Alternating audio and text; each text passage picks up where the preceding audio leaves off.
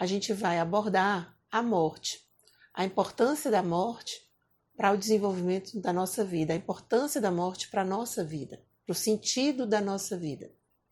Indira, eu não entendi nada. O que é que tem a ver uma coisa com a outra? Tem a ver simplesmente tudo. Esse tema é um tema bem difícil de abordar, nem todo mundo lida bem com esse assunto, então fique bem à vontade, caso você não se sinta confortável. Mas é um assunto importante para que a gente consiga enxergar nossa vida a longo prazo.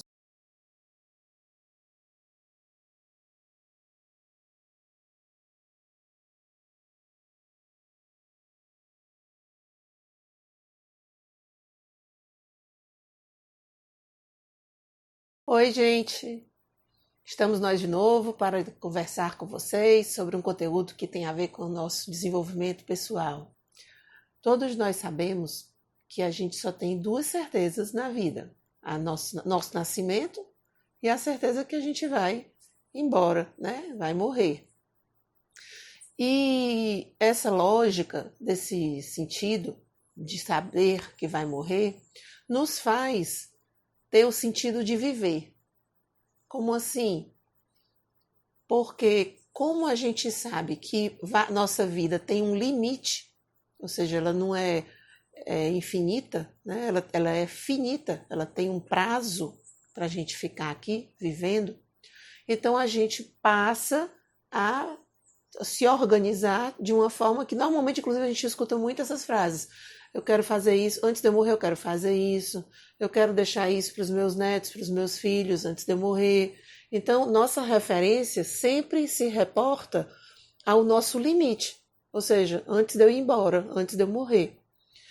Quando eu não tenho esse limite, quando eu não tenho porque esse limite ele é causado, eu sei do limite e eu quero fazer muitas coisas antes da minha morte acontecer, então a gente chama isso de fuga da morte.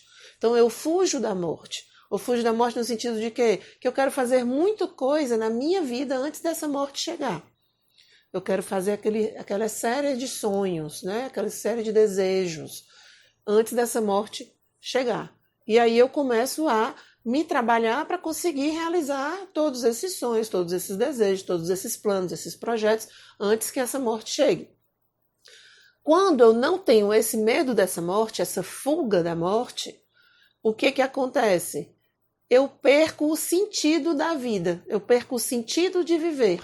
Por quê? Aí a gente vai abordar um tema mais do viés psicológico, que é, se eu não vejo sentido, né, em fugir da morte, em fazer coisas até essa morte chegar, eu começo a questionar: para que eu vou estudar se eu vou morrer? Para que eu vou fazer isso se eu vou morrer? Então, em vez de eu pensar no que eu fazer antes da morte chegar, eu fico questionando: para que eu vou ter esforço? Para que eu vou fazer alguma coisa? Para que eu vou me esforçar em realizar algo se eu sei que a morte vai chegar? Não sei se está ficando muito claro, se vocês estão conseguindo entender. Eu vou repetir. Quando eu fujo da morte, eu busco fazer coisas antes dela chegar. Enquanto ela não chega, eu corro para fazer aquela série de coisas que eu planejei. Quando eu não fujo da morte, eu questiono: para que eu vou perder, entre aspas, meu tempo fazendo coisas se essa morte vai vir? Então, quando eu não tenho esse medo, quando eu não trabalho a fuga da morte, quando eu passo a questionar o porquê que eu tenho que fazer algumas coisas, se eu já tenho a certeza que eu vou morrer, eu perco o sentido, porque aí eu começo a questionar, né? Então, para que viver? Para que eu vim viver um tempo se eu sei que eu vou me embora? E nessa pergunta, aí a gente faz um alerta bem, bem grande. Se você se sente nessa situação, é normal, gente, todos nós, é normal, vez ou outra, momentaneamente, prestem atenção no que eu estou dizendo, momentaneamente é normal que às vezes a gente se sinta assim. poxa vida, né? Perca a vontade daquele momento de estar naquela vida trabalhosa, batalhando pra caramba e tudo, e que acha sem sentido. Mas isso se for momentaneamente. Se for um pensamento recorrente, se de forma recorrente você está sempre achando que não vale a pena batalhar, ter seus sonhos, seus projetos, porque você sabe que vai morrer, então eu faço um alerta que você deve procurar um profissional, porque você pode estar num processo de início de depressão. Indira, mas isso é muito ruim. É ruim se não for tratado, porque depressão precisa ser tratado. E eu estou falando isso de forma muito clara, porque é um assunto que precisa ser levado mais a sério. Porque cada vez mais, a gente fez uma postagem um dia desses, eu falando sobre a forma exaustiva que os jovens são cobrados no colégio, ainda para fazer vestibular, no início da faculdade. Então, assim, essa forma do mundo, cada vez mais a gente ter mais acesso à informação, cada vez mais a gente ter mais acesso às coisas e cada vez mais ser mais cobrado, está fazendo com que as pessoas adoeçam da alma, não só do corpo, porque diria mais e do corpo também, porque quando a gente adoece da alma, o corpo adoece por consequência. Como assim que o corpo adoece? Adoece porque a gente, quando começa a ficar em estados depressivos, em estados mais tristes, né, de forma melancólica, a gente acaba por baixar nossa imunidade, e baixando nossa imunidade, aflora a possibilidade da gente ter algumas doenças. Inclusive, cada vez mais está mais frequente doenças autoimunes, doenças tipo fibromialgia, doenças nervosas, hipotireoidismo de Hashimoto, que é também autoimune. Então, são doenças que acabam surgindo, alergias, muitas alergias, que normalmente têm cunhos emocionais. Esses cunhos emocionais, quando eu falo doença da alma, aqui não estou abordando nada religioso, viu, gente? Alma que eu quero dizer assim, que não é do nosso corpo, né? Ou seja, do espírito, do emocional, da psique, digamos assim, para ser mais correto. E isso é preocupante. E as pessoas costumam não falar isso abertamente. Principalmente a pessoa que está vivendo esse momento. A pessoa que está vivendo esse momento, ela precisa de ajuda. E normalmente quem está passando por isso tende a não pedir ajuda. Por vários motivos, porque a nossa sociedade também é difícil ainda, é um tema difícil ainda de ser bem assimilado. Algumas pessoas já assimilam bem, mas ainda temos uma boa parte da população que não consegue entender direito isso. Por quê? Porque a gente não enxerga. Quando a pessoa está doente com depressão, não existe. Você quebrou um braço, você vê o braço quebrado. Cortou, você vê a pessoa cortada. A pessoa com depressão, você não consegue enxergar, porque tá dentro dela, é emocional, né? São efeitos que acontecem no organismo de forma biológica e química, e que precisa, de fato, ser acompanhado. Porque se não for acompanhado, isso pode piorar profundamente até chegar num caso sério, que Deus nos livre de um suicídio, ou de uma tentativa, ou de a pessoa poder se mutilar. Enfim, tem várias consequências de depressões em estado grave. Então, eu faço essa alerta, porque como a gente está abordando um tema que fala do sentido da vida, óbvio que a gente também, quando eu estou falando do sentido da vida, eu falo da falta do sentido da vida, do oposto. Então, eu faço essa chamada, porque se você para e se analisa e identifica alguns dos sintomas que eu estou falando, ou não enxerga que você consegue estar se planejando, que você consegue estar visualizando sua vida antes que sua morte chegue, não se angustie. Ai, meu Deus do céu, eu não tenho jeito. Tem. Que bom que você está identificando. Então, você vai procurar alguém que possa te ajudar, né, nesse sentido. Então, eu estou só reforçando isso, porque como esse exercício que a gente vai passar para vocês, no sentido de vocês estarem enxergando a longo prazo, pode trazer essas essas confirmações de você identificar alguns sintomas em você, eu preciso alertar que caso você enxergue esse sintoma em você, eu indico, eu preciso, eu gostaria muito que você procurasse um profissional que pudesse te ajudar. Porque só você me ouvindo, isso não vai te ajudar, tá certo? Então, vamos lá, dando continuidade a você ter identificado, né, que você consegue entender esse papel dessa morte na tua vida e que você realmente entende que você foge dela. Ou seja, eu vou fugir dessa morte. Enquanto eu estou vivo e ela não chega, eu vou fazer meus planos. O que acontece com a gente? O ocidental, de uma forma geral, como a gente tem medo de falar da morte, na grande maioria, se a gente for para os orientais, eles não têm medo de falar da morte, nem dos que já morreram, porque são pessoas que eles consideram, pela própria religião, pela forma de abordar, são as pessoas mais velhas, são referências, são os anciãos, são os conselheiros. A gente, agora que as pessoas mais velhas, os anciãos, agora que estão começando a passar a ser enxergado na sociedade como pessoas que podem contribuir para a sociedade. Porque a gente passou muito tempo, as pessoas mais velhas, a não ser muito lá atrás, que eram as pessoas que contavam as histórias, que eram as pessoas que mantinham as nossas culturas. Depois de um tempo, essas pessoas mais velhas passaram o mundo ficou muito corrido e a gente meio que não tinha tempo para essas pessoas mais velhas. Perdia o que elas tinham de mais valioso, que era o quê? Era o aprendizado.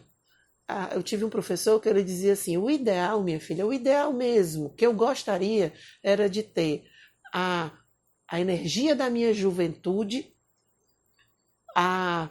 o gás, né? A vontade de dar certo da minha idade de trabalhador e a minha experiência da minha velhice. Se eu tivesse tudo isso, desse jeitinho, dava certo. Mas o mundo não é assim. Por isso que a gente só acumula toda a experiência, toda a vivência, quando a gente já está bem mais velho. E às vezes a gente olha, a gente quer passar para o mais jovem essa experiência nossa, e o mais jovem não entende.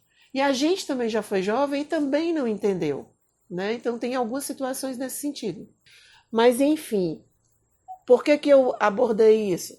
Porque quando a gente enxerga o mais velho, né, dessa forma como o Oriente enxerga, a gente passa a ter o mais velho como referência, e tendo o mais velho como referência, eu me enxergo querendo um dia ser mais velho como ele. Então, eu não consigo enxergar a minha vida bem aqui, terminando já.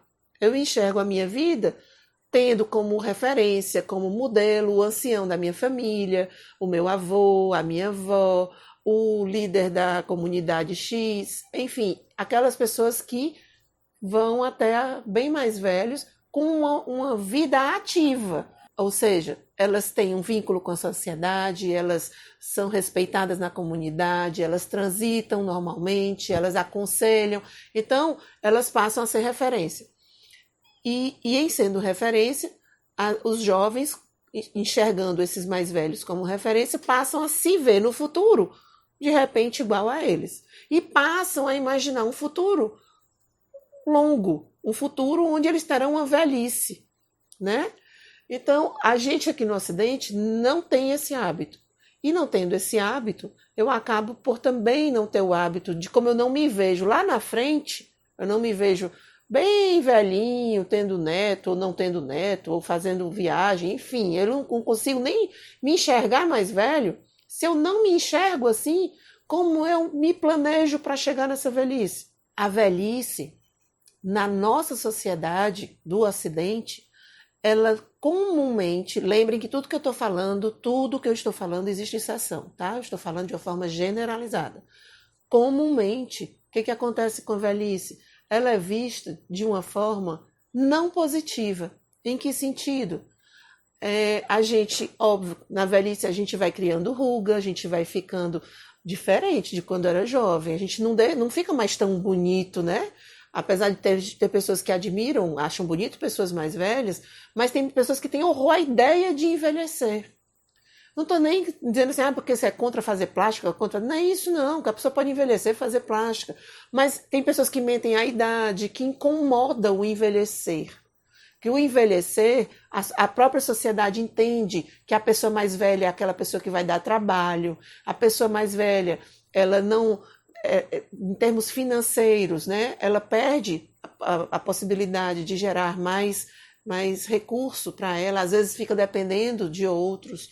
Então, é uma forma diferente que a gente enxerga no Ocidente. Aí no Oriente isso não acontece, não? Acontece. Mas um filho no Oriente, uma família no Oriente, tem o maior orgulho de cuidar e de zelar da pessoa mais velha, porque ele é a pessoa, o ancião da família. Então, ele é tido como a pessoa mais importante da família, a pessoa mais velha. Então, é visto de uma forma diferente. Óbvio, em todos os países do Ocidente são assim, todos os países do Oriente são assim. Não, estou falando, já repito. Eu estou repetindo muitas vezes, reforçando essa colocação, porque existem exceções. Eu estou falando de uma forma generalizada que não dá para sair listando aqui todas as sociedades, todo mundo que age de um jeito ou de outro. Estou falando de uma forma mais genérica. Por favor, observem isso. Então, voltando para a temática do que a gente explicou, para voltar para o objetivo do que a gente quer tratar. Quando eu não consigo me enxergar na velhice, me enxergar envelhecendo, chegando lá longe, eu não me planejo para isso. Tem pessoas, inclusive, que às vezes não querem nem falar. Não vamos falar nisso, não.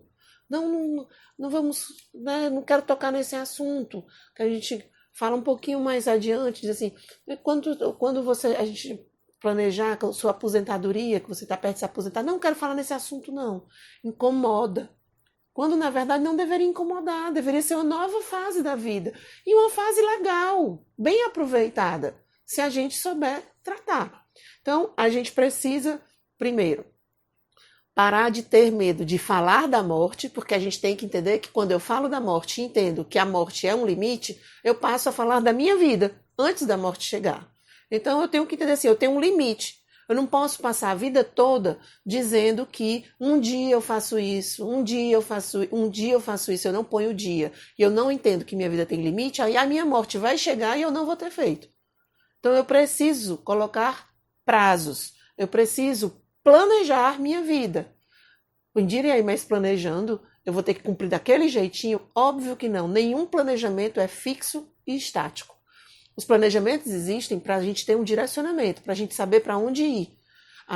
Voltando para uma frase que eu uso muito da Alice no País das Maravilhas, com o gato, é aquela frase que ela chega para o gato e pergunta, para onde eu devo ir, gato? E o gato olha para ela e diz, aonde você quer chegar? Ela diz, para qualquer lugar, não sei. Aí o que ele responde? Bom, se você quer ir para qualquer lugar, qualquer caminho serve. Então, se você não sabe aonde quer chegar, se você não sabe o que você quer construir, se você não sabe o que você quer realizar, o que você quer deixar de legado, fica difícil de você conseguir realizar alguma coisa. Porque fica difícil de você planejar a tua vida. Aí você vai fazer o quê? Você vai viver a vida no dia a dia. Os outros vão planejar a tua vida. Tua vida vai ser organizada pelas ocasionalidades que forem acontecendo. E não porque você queria chegar ali. Muitas vezes eu escuto eu tenho vários orientandos, né, como vocês já sabem, tem alguns que eu já oriento há 17 anos. Então, no começo, quando eu comecei a trabalhar com essas orientações, alguns amigos deles comentavam, depois que eles davam certo, depois que eles começavam a dar certo, começava a colher alguns frutos do que a gente plantou, aí eles ficavam chateados que eles escutavam as pessoas dizer assim, também porque fulano tem sorte. Também porque estava lá babando a Indira, estava lá com a Indira, porque eu era professora dele, né? Então a pessoa, quando está muito perto, o pessoal chama de babão. Mas eu não entendia que, na verdade, não tem a ver com sorte, nem com ser amigo, nem com ser babão, nem com ser nada disso. A indireta vai dizer que sorte não existe? Existe. Mas a sorte só vai funcionar se você estiver preparado para ela. Vou dar um exemplo de uma ex-aluna minha. Ela fazia engenharia, não me pergunte qual das engenharias, não sei, mas era uma dessas engenharias que mexe mais com a parte de energia renovável. E o sonho dela era conseguir uma bolsa de estágio numa dessas maiores empresas de energia renovável na Alemanha. Com a intenção de, no futuro, quem sabe, ela conseguir fazer carreira nessa bendita empresa, que eu não me lembro também o nome da empresa. É uma multinacional, mas que a base é alemã.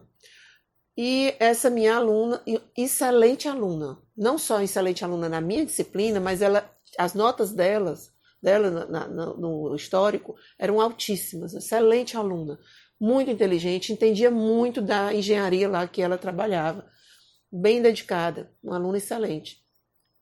Já tinha experiência, já tinha estagiado aqui no Brasil. O que aconteceu?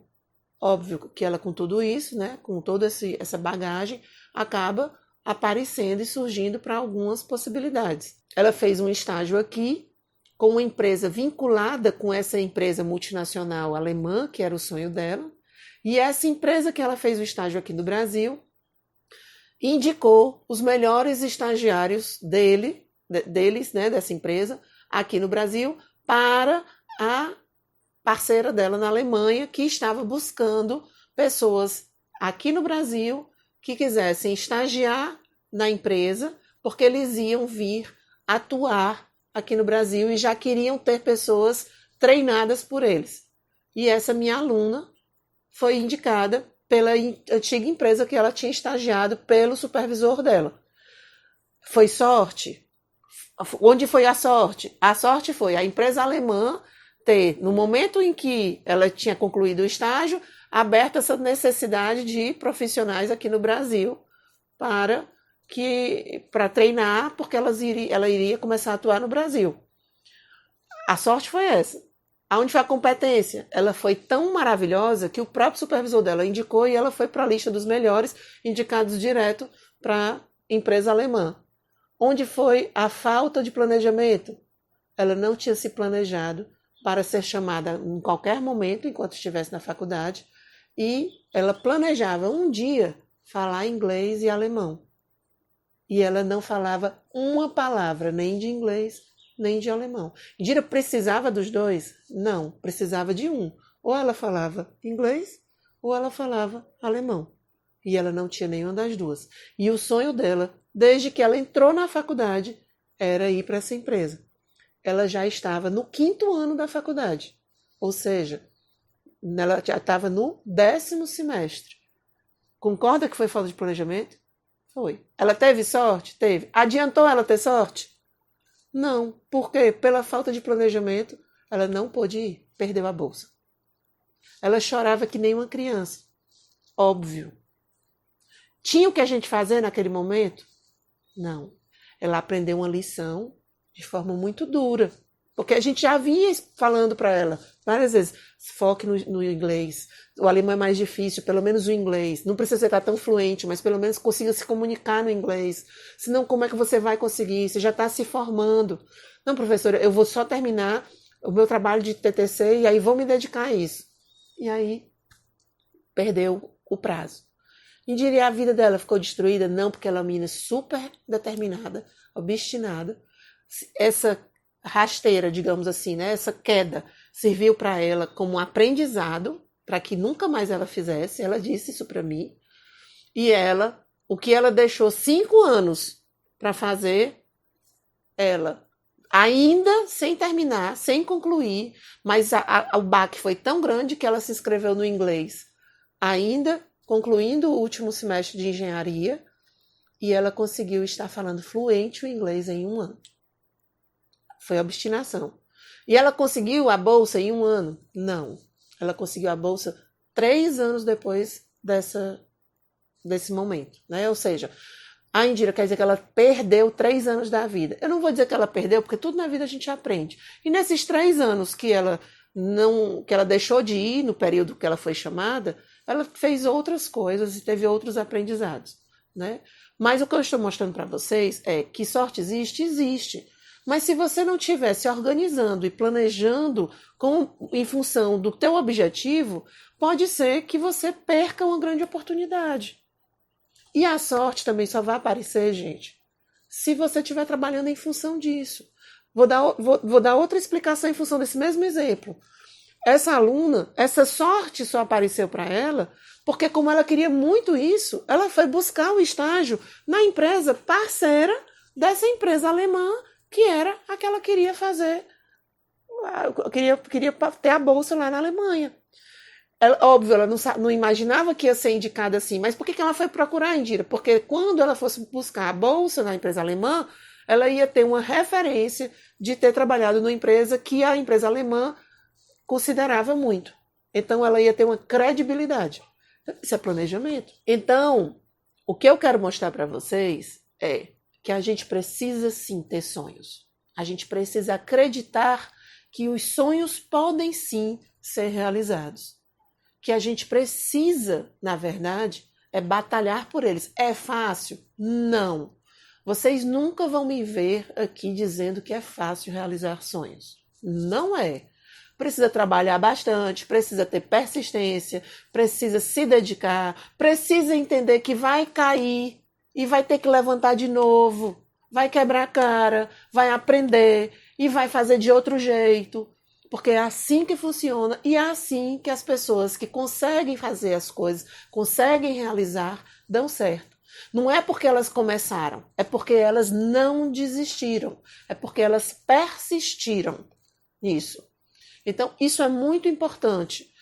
A gente tem dois passos que a gente precisa sempre estar focando. Ontem eu estava com um orientando meu, que eu gosto demais, demais dele, e ele estava, eu já oriento esse rapaz há algum tempo, e ele ontem estava meio que perdido. Ontem não, já faz uma semana. Passou uma mensagem para mim, me pedindo para conversar, porque estava se sentindo desmotivado, estava se sentindo perdido, estava se sentindo perdendo o gás para batalhar pelo sonho dele. E a gente foi conversar. E eu brinquei com ele, eu disse, nem parece que é meu orientando, nem parece que foi meu aluno, nem parece que está com a minha mentoria, nem parece que trabalha comigo, porque ele trabalha comigo em alguns projetos. O que está acontecendo? Ele disse, pois é, estou esquecendo de fazer o que tu diz, né? Eu disse, é. A gente precisa lembrar sempre de duas etapas. A primeira é que eu preciso dar o primeiro passo. Eu não posso, que eu sonho um dia ir morar, ir morar na Índia. Eu quero passar um período na Índia, fazendo um período de relaxamento, de encontrar o meu espírito e tal. Eu quero ver um dia a aurora boreal. Eu quero um dia ir morar numa casinha, num sítio, no interior lá da minha cidade, em paz, que não tenha poluição, que não tenha engarrafamento, só criando meus animais. Não importa que sonho seja o seu. Se você fica só pensando no sonho, pensando mesmo, fecha os olhos e fica lá, imaginando o seu sonho, pensando o sonho, minha irmã ele não vai, aí não vai ser aquela fada madrinha da Cinderela, que vai vir com a varinha mágica, bater na sua cabeça e tá realizado o seu sonho. Não vai funcionar assim. O que você vai ter que fazer? Batalhar para aquilo ali acontecer. Trabalhar para conseguir realizar aquilo dali. E para eu trabalhar, e para eu executar, conseguir chegar e realizar o meu sonho, eu preciso antes planejar. E antes de planejar, eu preciso escrever. Quais são meus sonhos? O que eu quero fazer antes de ir embora? O que eu quero deixar feito na minha vida? Qual é o meu legado? Diga o que é legado? É o meu propósito. Quando você morrer, você quer ser lembrado que fez o que aqui? Indira, mas não quero ser uma pessoa famosa, não. Não precisa ser famosa, não. Pelos seus entes queridos, pelos seus filhos, pelos seus parentes, pelo seu marido, pela sua esposa, pelos seus netos, pelos seus colegas, amigos. Você quer ser lembrado como quê? Como que pessoa? Como que realizou o quê? como uma pessoa que conseguiu realizar algum sonho ou como aquela pessoa que só lamenta. Todos nós temos um amigo que é aquele tipo que chega pra gente assim, ah, meu Deus, minha vida, não tenho sorte mesmo? Olha, nada dá certo pra mim. Não, eu já nem tento mais. É uma tristeza. Não, não planejo não. Aí uma pessoa desse tipo, normalmente eu sugiro a vocês que vocês... Andira, ele é meu amigo. Ótimo, dê um abraço nele e vai embora. Se ficar muito perto dele, muito tempo, você vai acabar assimilando a tristeza. Ou então você faz o contrário, passe para ele sua alegria. Mas não assimile não a tristeza. Se for para ficar perto dele assimilando a tristeza, não dá, não tem condição. Por quê? Porque tem pessoas que são assim, você chega para a pessoa e diz assim, olha, eu consegui hoje uma promoção no meu trabalho, estou tão feliz, o meu chefe é bom e tal. Quando você está contando, a pessoa vai dizer assim, é bom porque é o teu primeiro dia de trabalho. Não vai acostumando não, não te dou um mês para tu ver como muda. Não, olha, não se iluda não. E esse aumento, promoção, aumento, é uma miséria, né? Então aquela pessoa que, em vez de estar vibrando com a tua vitória, por menor que seja, é aquela pessoa que te põe para baixo. Esse tipo de pessoa não é uma pessoa que eu indico que você esteja em frequente contato. Evite contatos esparsos com esse seu amigo. Por quê? Porque por mais que a gente se vigie, a gente sai morto de triste. A gente chegou morto de feliz e sai arrasado. Parece que morreu alguém. Em vez de a gente estar comemorando. Então, gente, aprendam a comemorar as pequenas vitórias. As pequenas vitórias têm que ser comemoradas. Por menor que seja. Lembrem sempre de uma criança que está aprendendo a engatinhar. Que está depois aprendendo a andar. Os pais, prestem atenção, os pais ficam parecendo pessoas bem bobinhas. Olha, levantou o pescoço, virou-se. A gente não comemora? Tipo assim, é besteira, concorda que é uma besteira? Mas a gente comemora. E a criança é acostumada a gente comemorar com ela assim. A gente, quando vai ficando adulto, vai parecendo que a gente vai criando uma vergonha de comemorar coisas simples. Não é para ter vergonha. É para comemorar mesmo. E achar maravilhoso e estar feliz. Porque as grandes vitórias são feitas de várias pequenininhas vitórias. De vários pequenininhos erros que a pessoa levantou, aprendeu e depois acertou. Quando a criança está aprendendo a andar, vocês já, não sei quem de vocês tem filho, eu não sei nem se tem pesquisa nesse sentido, mas assim, com os 2 filhos meus que eu tenho, perdi a conta de quantas vezes eles caíam. Até o dia que conseguiram andar. Até o dia que conseguiram ficar em pé, eles ficam assim, ó, bambinho, ó, parecendo aqueles João Teimoso, que a gente balança e fica assim, aí a gente fica, ai meu Deus, vai cair, né? A gente fica assim, pertinho para ele não cair. Depois dá o primeiro passo, ai meu Deus, vai cair. Cai. Até que consegue andar. É assim. A gente tem, na nossa vida, na forma biológica da gente se desenvolver, o maior exemplo de como é que a gente deve batalhar pelas nossas coisas, batalhar pelos nossos sonhos. Já disse isso em algum vídeo, mas vou reforçar porque eu acho que é a imagem bem grotesca e que vai ficar na cabeça de vocês. Já pensou se algum de nós caiu quando era criança, quando era bebê, engatinhando, não conseguiu levantar, não conseguiu e desistiu? Não vou conseguir andar mesmo, não. Nunca na minha vida. E crescesse uma pessoa de 40 anos ainda engatinhando, o que vocês imaginam? Seria extremamente esquisito? Pois então, é isso que eu quero que vocês entendam. Eu não quero que vocês passem a vida toda engatinhando. Eu quero que vocês caiam várias vezes, mas não tenham medo de levantar e tentar de novo, até conseguir. O objetivo desse nosso assunto hoje para falar da morte em função da vida é esse, é entender que a nossa vida tem um limite, que a gente precisa entender que com esse limite eu preciso saber o que eu quero realizar. Em sabendo o que eu quero realizar, eu preciso me planejar para me organizar para realizar isso.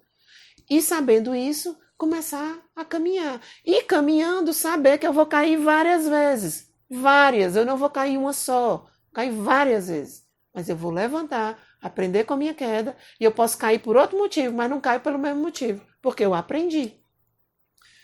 Se eu puder dar uma dica para vocês de um filme que eu acho fantástico, que dá um exemplo muito bom disso, de sonho, até porque a frase mais forte dele, que eu sou fã dele, que é do Walt Disney, que ele disse: se você pode sonhar, você pode realizar. Então, o filme dele estava disponível na Netflix, acredito que ainda esteja, né? Que é o Walt antes de Disney. Eu não estou lembrando direito o nome, não lembro mesmo, eu sou horrível. Eu lembro do filme, mas nunca lembro direito do nome. Enfim, para não ter, vou pedir para a Sara colocar aqui na tela o nome do filme. E eu sugiro que vocês assistam. É um filme muito bacana de ver. É a história do Walt Disney, desde o comecinho, de como ele começou e como chegou a construir o império que ele construiu, passando por todas as, não vou dizer que foram todas, mas pelas principais quedas, né? Pelos principais tropeços, por traições, né? Por decepções e por não desistir, porque ele sabia o que ele queria realizar. Ele tinha um sonho e ele acreditava que ele podia realizar esse sonho. Então, isso é que eu quero deixar de mensagem para vocês. Que vocês não desistam, que vocês entendam que a nossa vida é finita, que vocês tenham um propósito, queiram deixar um legado, escrevam os sonhos de vocês, se organizem para isso, se planejem e não desistam. Caiam e levantem. E continuem em frente batalhando pelos sonhos. Indira, eu posso mudar o sonho no meio do caminho? Pode. O que você não pode é não ter sonho. Não pode. Porque uma pessoa sem sonho, voltamos lá para aquele momento que eu falei da depressão, uma pessoa sem sonho é aquela pessoa que está uma folha ao vento, né? Indira, uma pessoa sem sonho é uma pessoa em depressão? Não obrigatoriamente, pode até ser. Mas uma pessoa sem sonho é aquela pessoa que ela está simplesmente vivendo. O que é o vivendo? Ela amanhece, ela vai para o trabalho, ela come, ela se alimenta, volta, dorme, amanhece. Ela está vivendo, sobrevivendo, para ser mais precisa. Ela está passando um dia atrás do outro.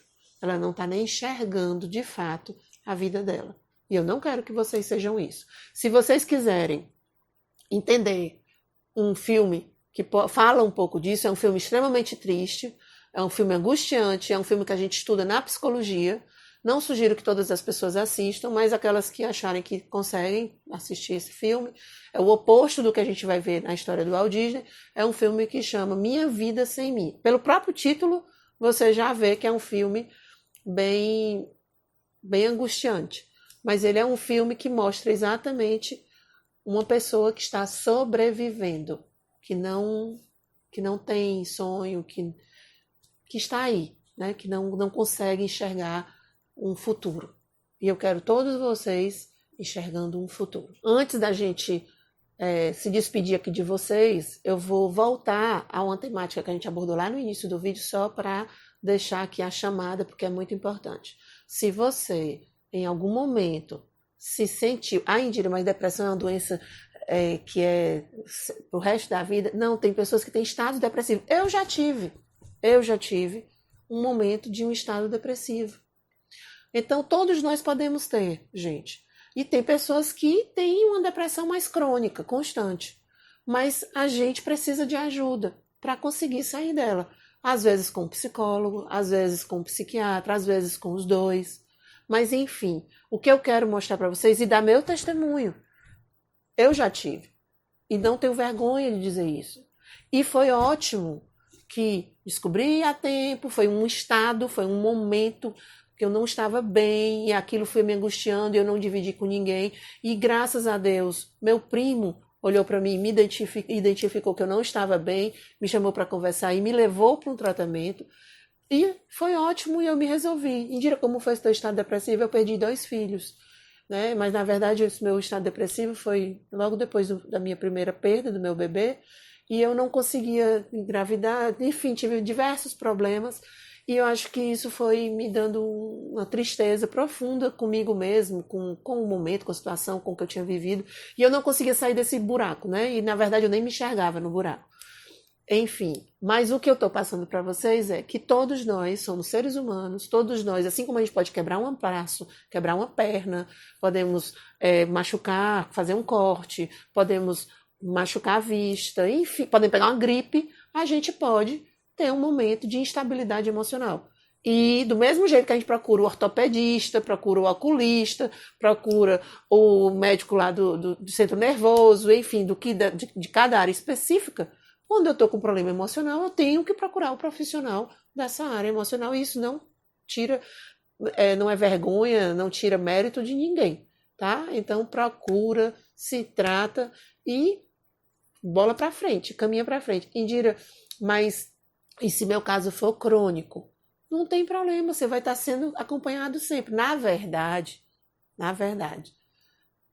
eu sou suspeita porque eu acho que, como eu faço psicologia, a gente acaba tendo mais informações, né, do que a gente estuda, e acaba que a gente vai enxergando algumas coisas que de repente as pessoas que não estudam não enxergam. Mas eu acho que se tivesse condições, o ideal era todo mundo ter acesso a poder ter condições de fazer uma terapia. Porque é uma pessoa fora do teu meio familiar, do teu dia a dia, é uma pessoa que vai te escutar, né, no teu dia pior, no teu dia melhor, nas tuas vitórias. É uma pessoa que vai te ajudar, que vai te orientar, quando você está perdida ou não. Mas é ótimo, é uma escuta, né? Então é uma pessoa que nos ajuda. Então eu acho que seria maravilhoso se a pessoa pudesse ter condições. Como não é todo mundo que pode ter condição de conseguir, né, ter uma terapia permanente o tempo para o resto da vida. Então, pelo menos, se não tiver bem, procura alguém que possa te ajudar. Indira, eu não tenho condição de jeito nenhum. Tem vários organismos, várias instituições que também disponibilizam algum atendimento gratuito, né?